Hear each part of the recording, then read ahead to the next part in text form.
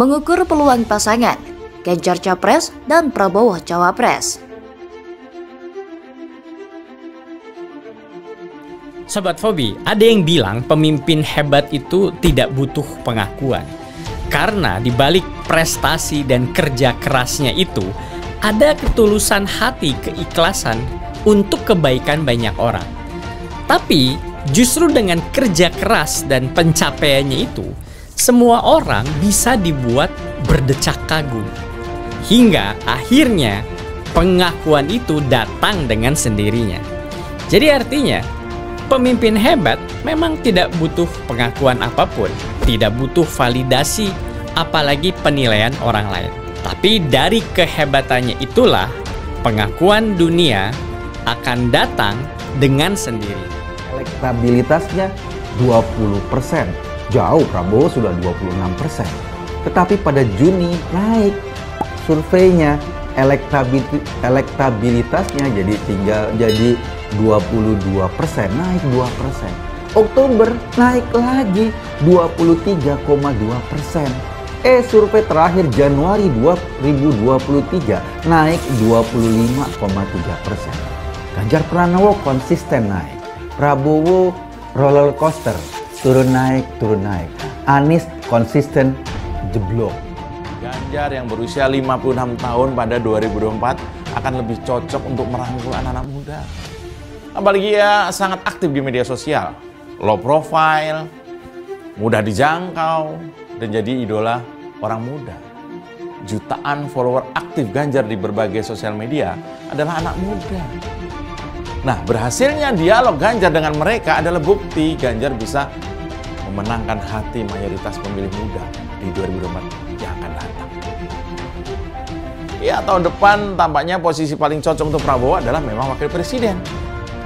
Prabowo bisa mendampingi Ganjar yang namanya makin menguat sebagai calon presiden. Dan Ganjar, Prabowo adalah sosok terkuat untuk melawan koalisi Nasdem, Demokrat, dan PKS yang masih prematur itu.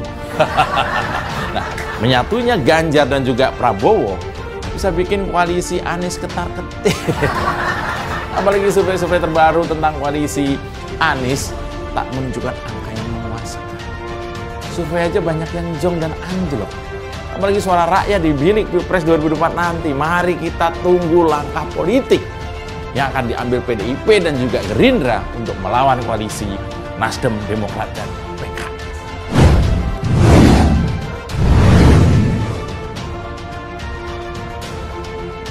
Namanya politik, terkadang tidak terduga. Seperti pada tahun 2019 lalu, ketika Jokowi mengajak Kiai Haji Ma'ruf Amin sebagai cawapres. Padahal Kiai Haji Ma'ruf Amin belum pernah muncul di lembaga survei manapun. Begitu juga pasangan Prabowo, yakni Sandiaga Uno yang terhindar dari tuntutan. Prabowo pernah disodori 9 nama dari PKS, meminang Ustadz Abdul Somad atau WAS, tapi malah mengajak Sandiaga Uno.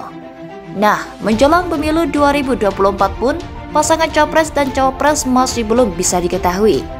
Dugaan atau prediksi baru jika capres yang akan ikut Pilpres 2024 nanti adalah Anies Baswedan, Ganjar Pranowo, dan Prabowo Subianto. Tapi belum tentu juga.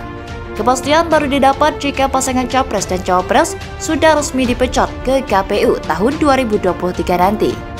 Anies hanya diusung Nasdem yang masih jauh dari ambang batas 20%.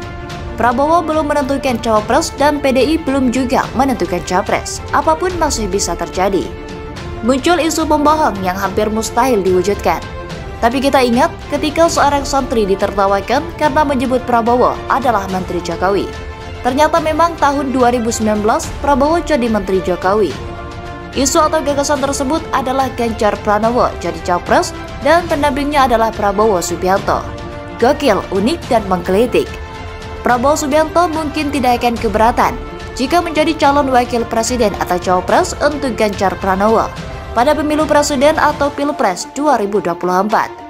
Karena Prabowo bersedia jadi Menteri Pertahanan Kabinet Indonesia Maju, usai 2 kali kalah bersaing dengan Joko Widodo, maka Prabowo juga tak akan jadi masalah kalau jadi pendamping Ganjar. Duet Prabowo dengan Ganjar pada Pilpres 2024 terbuka lebar. Namun, kerjasama keduanya dinilai lebih efektif jika Ganjar yang jadi calon presiden atau capres, sedangkan Prabowo menjadi cawapres. PDI Perjuangan tak akan rela jika partainya hanya diberi kursi cawapres. Pasalnya PDIP merupakan partai penguasa. Perolehan suara partai pimpinan Megawati Soekarno Putri itu juga jauh mengungguli Gerindra pada pemilu 2019 lalu. Meski saat itu Gerindra berada di urutan kedua. Gerindra dinilai akan mengambil langkah politik yang berpotensi mendatangkan keuntungan paling besar bagi mereka. Bagi Gerindra, apapun ceritanya, partai ini harus punya capres atau cawapres. Karena itu salah satu cara mereka untuk menjadikan partai ini menjadi bahan perbincangan di 2024. Jika memang tidak mencalonkan sama sekali, baik di capres maupun cawapres, partainya Gerindra tidak akan kelihatan. Jika Ganjar dan Prabowo berduet, keduanya punya peluang besar untuk menang. Ganjar Pranowo sendiri sejak lama diprediksi menjadi capres karena modal elektabilitasnya yang besar. Menurut banyak lembaga, tingkat elektoral Gubernur Jawa Tengah itu kerap menempati urutan puncak, bahkan mengungguli Prabowo.